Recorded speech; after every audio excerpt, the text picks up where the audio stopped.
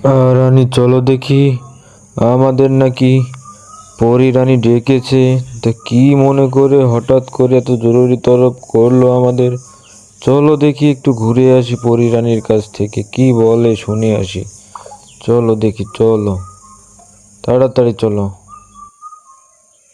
পরি রানী কেন ডেকেছেন আমাদের, বলেন দেখি শুনি। তোমাদেরকে অনেক ধন্যবাদ।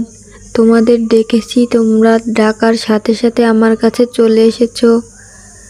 আজ থেকে তোমরা সবাই সাবধানে থাকবে।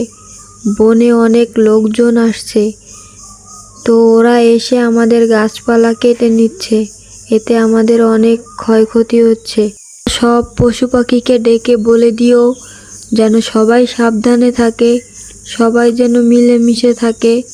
সবাই এক হয়ে থাকলে কোনো লোকজন এসে আমাদের কোনো ক্ষতি করতে পারবে না। আমরা সবাই একসাথেই থাকব।